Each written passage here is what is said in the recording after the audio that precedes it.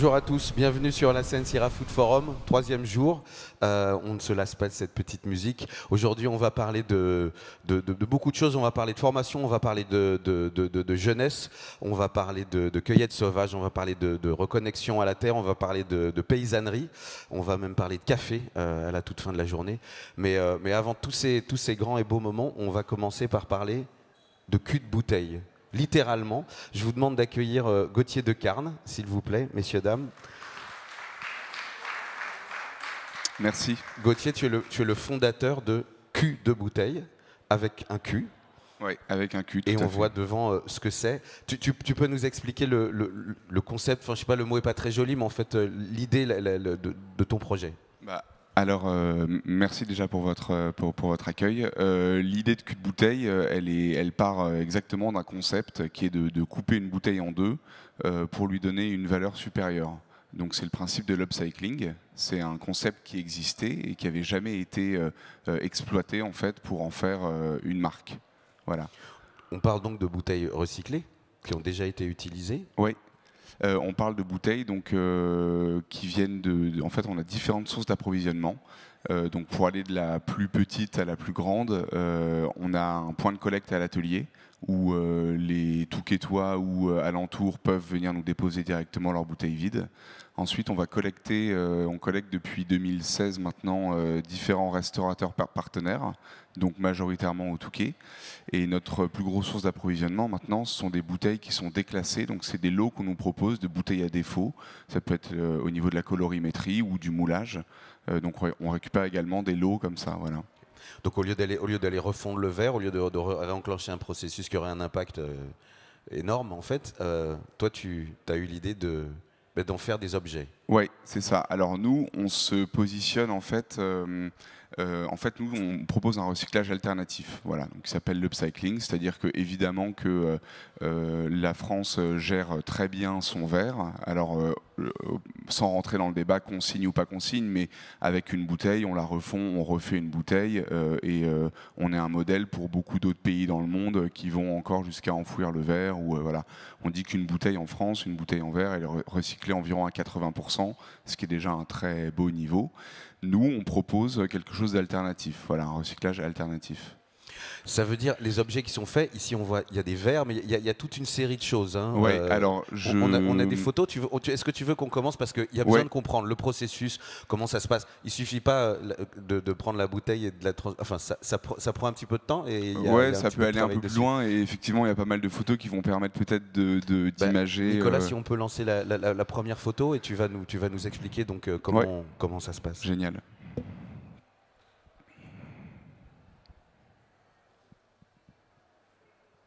Ah, bon. Ça c'est vous. L'équipe, on commence par là, c'est une aventure humaine avant tout. Donc aujourd'hui je développe la boîte Cul de bouteille donc avec ma femme Victoire et on est entouré d'une vingtaine de collaborateurs maintenant.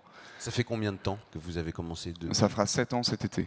Ça a grandi pas mal finalement. Ça a grandi doucement mais sûrement. Voilà. Avec une boutique, c'est né au Touquet, l'atelier est au Touquet. Le premier atelier était à Cuc.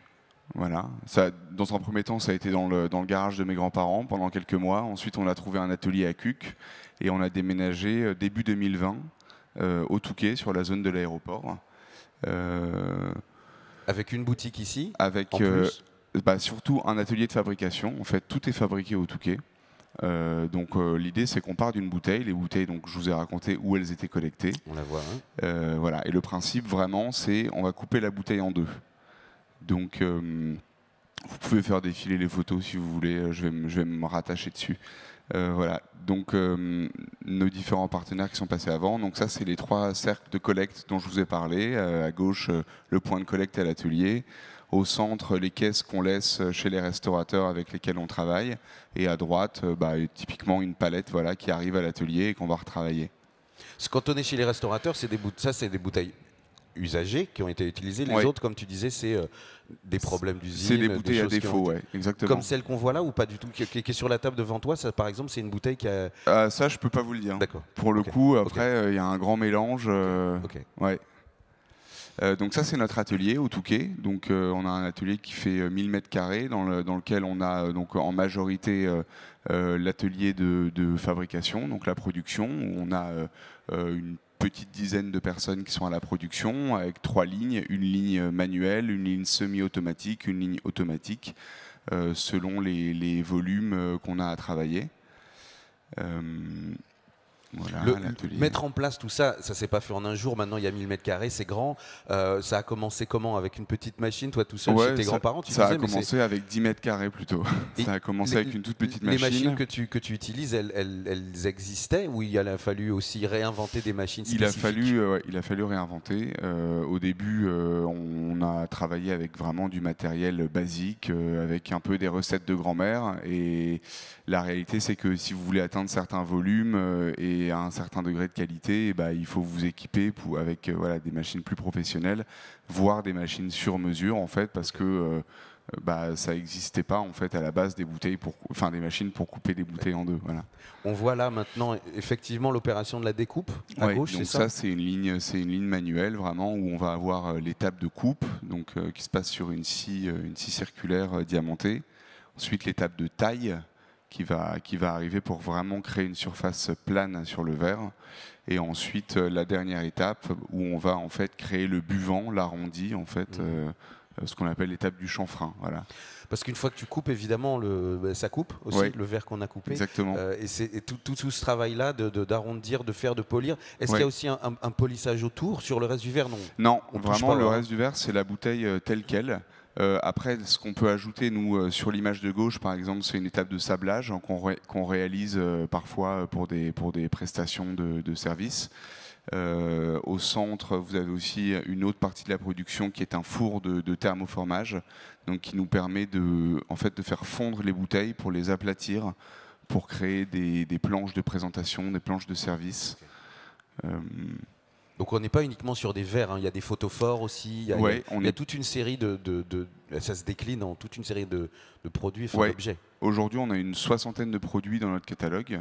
Donc on fait des verres, donc short drink, long drink, des carafes qui se déclinent en 6 coloris. On a des photophores, on a des vases, on a des bougies, on a des coquetiers, effectivement. Donc ça crée un catalogue d'une 60aine de références. Et on travaille aussi en prestation de service. Donc, ce qui représente à peu près 20% de notre activité. C'est donc des productions qui sont destinées ou alors au CHR, donc ça peut être nos produits classiques, ou alors avec une prestation de gravure. Mais on travaille aussi, donc là vous avez tous nos produits, enfin une partie de nos produits qui se déclinent en pas mal de couleurs à chaque fois. Et sur la photo d'après, vous allez retrouver quelques exemples, si je ne dis pas de bêtises, de prestations. Donc à gauche, vous avez une prestation qu'on a réalisée pour Kenzo, où on a transformé 7000 flacons de leur parfum iconique Flower de Kenzo en Soliflore, qui ont été distribués ensuite pour des opérations marketing. Ensuite, au centre, Eminente, qui est également une maison de chez LVMH, une maison de Rome, Eminente, pardon, pour qui on a créé donc des verres à spiritueux, avec vraiment un système circulaire où ils nous envoient leurs bouteilles vides qu'on recycle également. Et à droite, c'est une prestation qu'on a réalisée il y a quelques années maintenant pour le groupe Pernod Ricard, où on a déménagé tout l'atelier sur l'île des Ambiers, dans le sud de la France, pendant leur gros séminaire annuel. Et en fait, en direct, on a découpé les bouteilles qui étaient bues lors des soirées du séminaire. Et le dernier soir, tous les cocktails ont été bu dans des verres fabriqués à partir de leurs propres bouteilles recyclées. Voilà. Ça veut dire que tu es capable de travailler très rapidement. L'opération en elle-même ne prend pas beaucoup de temps. En fait, ça dépend des volumes mais quand on est plusieurs et qu'on peut créer une chaîne, il y a 4 postes de fabrication. Ensuite, il y a un contrôle qualité, un nettoyage, etc. Mais pour la production pure, il faut 4 machines, 4 personnes, et ça peut commencer à rouler. Je crois que c'est la boutique de Lille qu'on voit là en image. Ouais, alors. Mais avant qu'on parle de la boutique de Lille, je veux bien revenir sur la photo qu'on avait avant. Au milieu, ces verres à spiritueux. On voyait, ils avaient une texture particulière. Comment est-ce que tu obtiens ça? C'est parce que la bouteille au départ est comme ça? Oui, alors c'est ce qui est génial justement. C'est la forme originelle de la bouteille. Et donc, c'est ce qui nous offre en fait une palette des possibles finalement de façon assez naturelle. C'est que on n'y prête pas forcément attention, mais des bouteilles, il y en a vraiment pour tous les goûts. Il y a des modèles déposés qui existent, il y a énormément de teintes qui existent, énormément de formes, de moules. Et donc, nous, notre concept, finalement, il est assez simple et il permet de magnifier en quelque sorte le produit de base, la bouteille. Ouais. Alors, pardon, parce que du coup, on t'allait parler de la boutique de Lille et je t'ai coupé. Parce que ça se trouve, on peut donc venir les acheter. Le grand public peut trouver Oui. tous les produits au Touquet et à Lille. Oui. Alors notre distribution, elle se fait donc le gros de notre distribution, c'est des revendeurs, c'est des boutiques qui achètent nos produits pour les revendre. Donc on en a à peu près 300 à 80% en France. Et ensuite on a un site internet, ce qui représente 20% de notre activité. Ensuite, il y a la prestation de service qui représente 20% de notre activité aussi. Et ensuite, les 10%, donc parce qu'on vient d'ouvrir la boutique à Lille, mais c'est de la vente en direct dans nos points de vente, donc à date au Touquet. Mais donc l'atelier du Touquet vend aussi en direct. Et on a ouvert en octobre dernier. On avait envie de se rapprocher de nos clients, de pouvoir leur proposer une expérience un peu 360 dans l'univers de la marque, une expérience hybride. Donc on a ouvert au 35 rue Le Pelletier un café-boutique, donc sur le modèle d'un coffee shop, où on propose tous nos produits. Et on propose en plus un peu des séries limitées, on peut proposer des prototypes et prendre la température auprès de nos clients, on peut vraiment se rapprocher de nos clients. Et on propose donc en plus une offre de café de spécialité et une cuisine courte et de saison, courte, locale et de saison. Voilà. C'est un concept global de... Oui. Est-ce que la restauration, est-ce que c'est un client important aujourd'hui pour Cul de Bouteille ou pas vraiment? Alors, c'est un client hyper important. C'est pas un client en volume, mais c'est un vrai client. En fait, nous, c'est même, je pense, c'est notre client le plus important parce que c'est ce qui nous a permis en fait de naître. Au tout début, on a eu la chance de nouer des partenariats avec des restaurateurs qui ont une image forte, en fait, notamment dans la région. Je pense à Alexandre Gauthier, à Florent Laden. Je pense aussi à Christophe Hardiquet, plus récemment. Alexandre et Florent, on travaille vraiment avec eux depuis le début, depuis l'année 1. Et je pense qu'ils nous ont vraiment permis de croître, de gagner en image, de gagner en notoriété. C'est une vitrine magnifique pour nous d'être sur ces tables-là. Et les restaurateurs, du coup, dans un autre sens, ils ont été aussi hyper importants pour Cul de Bouteille parce que c'est eux qui nous ont fourni 100% de notre matière première pendant les 3-4 premières années. Donc on a été vraiment, on a un lien très fort avec eux parce qu'ils sont et nos fournisseurs et nos clients. Voilà. Alors, on comprend évidemment, surtout si on parle de Florent Laden, mais évidemment aussi Christophe et Alexandre, que ça parle quand on veut travailler du local, quand on veut être dans des cercles vertueux de production et de cuisine.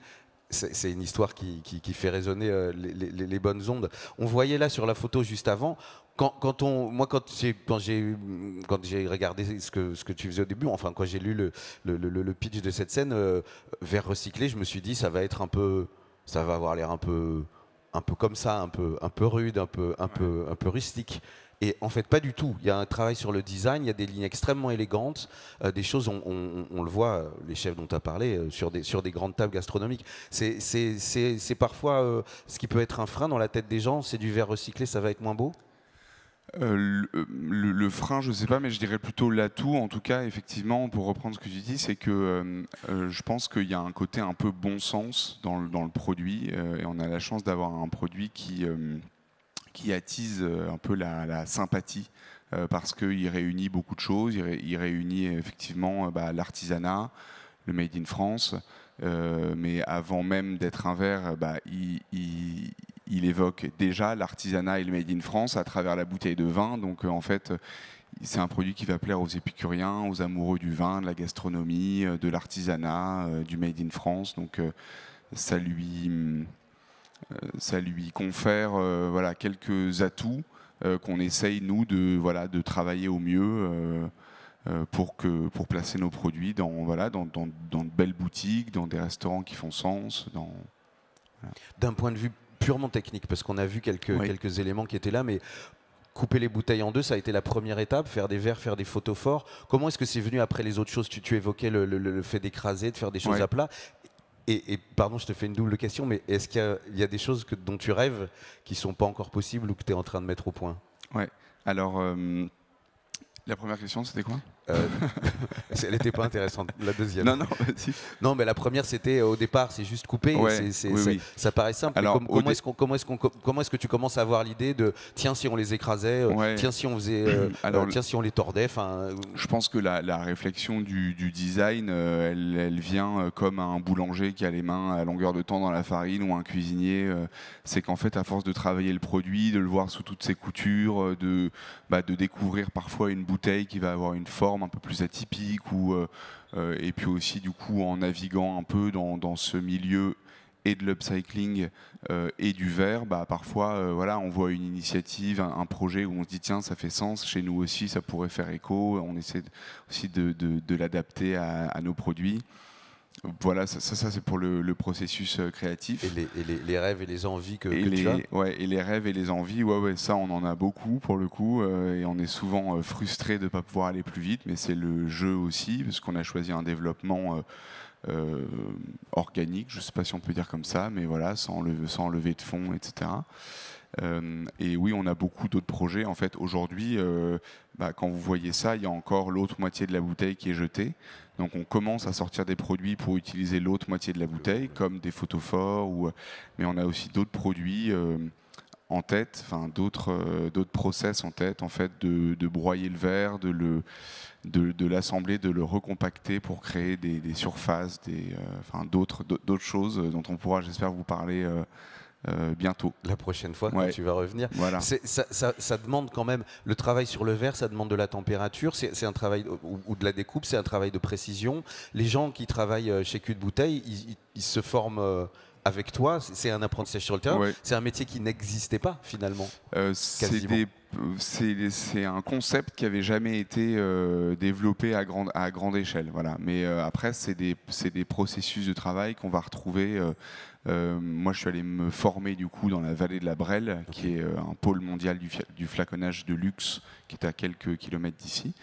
Et ensuite, j'ai pu former l'équipe au compte-gouttes au fil des recrutements.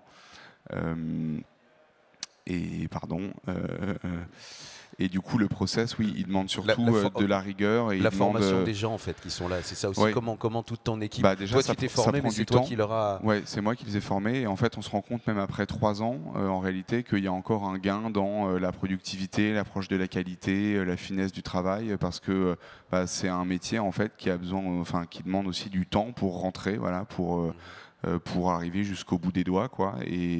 Et en fait, ça demande beaucoup de rigueur. Quand vous passez chez nous, quand vous passez 500 pièces dans la journée, par exemple, il faut avoir l'œil, il faut avoir le doigt pour être sûr que tout est OK. Ça veut dire, en 7 ans, évidemment, maintenant, tu as la maîtrise des processus, on imagine qu'elle est un peu acquise, mais au début, ça a été beaucoup d'essais, de tentatives et de ratages aussi, peut-être? Ouais, au début, ça a été même un peu un chaos parfois, parce que on fait des grandes productions, on se rend compte, parce qu'on n'était pas organisé, parce que c'était pas nos métiers. Moi, je faisais une école de théâtre avant de commencer Cul de Bouteille, donc vraiment, j'ai mis les 2 pieds dedans sans savoir trop où j'allais. Victoire, qui m'a rejoint, elle avait une formation commerciale, donc elle a apporté certaines choses, mais en tout cas pas la méthode, pas le savoir-faire. Voilà, donc on est parti un peu à poil face à tout ça. Et on a appris vraiment au fur et à mesure, on apprend encore vachement et on va apprendre encore longtemps, à mon avis. Comment elle est venue cette idée finalement? Enfin, je veux dire, tu allais faire du théâtre et tu fais des bouteilles. Qu'est-ce qui t'a déclenché? C'était l'aspect écologique, parce que c'est écologique, on peut le dire quand même. Les 2 choses qui ont déclenché, c'est que moi, ça a été ma bouée de secours en sortant de mon école de théâtre, où je me suis dit, maintenant, je vais être garçon de café et aller passer des castings comme tout le monde. Et j'ai eu peur de ça, voilà.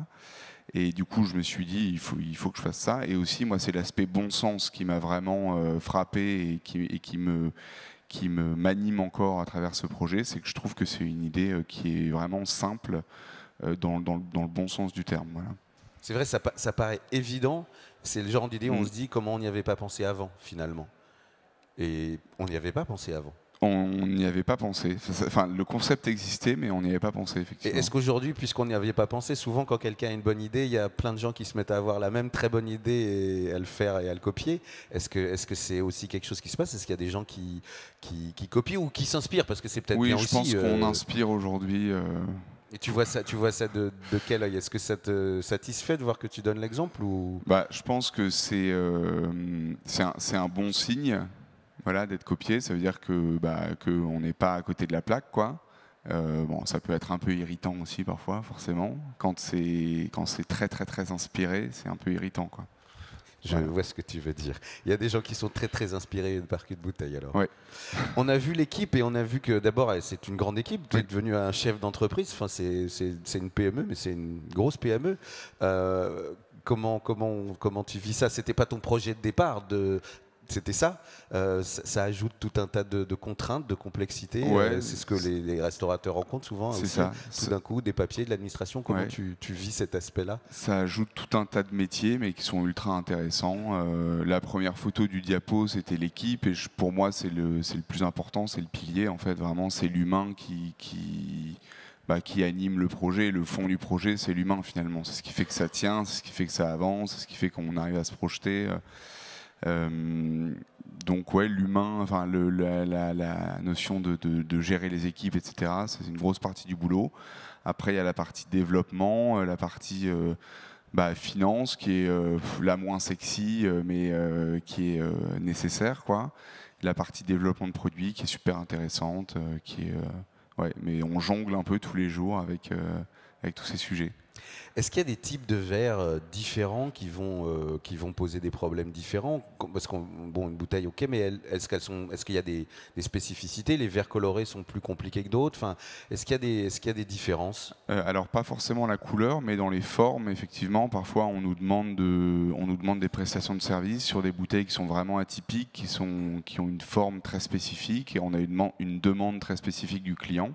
Et donc ça nous demande pas mal de boulot. Typiquement Kenzo, ça a été un gros travail. Ça a été un gros travail de recherche. De cette forme-là, ça veut dire que ça va. Est-ce que quand on rate la découpe, qu'est-ce qui peut se passer? Ça peut se briser, la bouteille peut se fendre. Il y a des productions sur lesquelles on a plusieurs dizaines de pourcents de pertes, quoi. Selon le type de bouteille. Ouais. C'est pour ça que ça serait intéressant d'ajouter la capacité à refondre du verre aussi. Ouais. Ça peut. Aujourd'hui, on évacue encore énormément de verre et nous, on se dit, on a plein d'idées sous le coude pour en faire d'autres choses, mais ça demande de nouvelles machines, du temps, de l'investissement, plus de staff, Aujourd'hui, est-ce que tu as une idée du nombre de bouteilles qui rentrent chez Cul de Bouteille et qui ont une deuxième vie? Depuis 2016, on a transformé un peu plus de 500 000 bouteilles. 500 000 bouteilles en 7 ans. Ouais. Avec une courbe exponentielle, j'imagine. Oui, cette année, on pense en transformer à peu près 120 000. Tout ça se passe, tu l'as dit, d'abord, il n'y a pas d'investisseurs, c'est de façon organique. Il y a des soutiens quand même.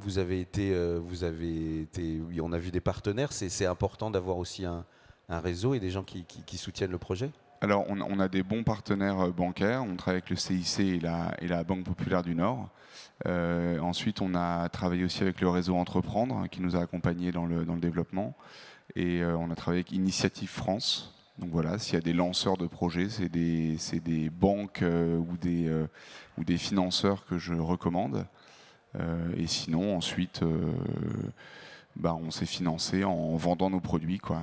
Voilà. C'est souvent le plus difficile de convaincre, et surtout convaincre sur un projet dont le modèle n'existait pas avant. Les investisseurs sont pas toujours partants. On le voit aussi sur les projets de restauration. Dès qu'on sort un petit peu des sentiers battus, c'est pas forcément évident.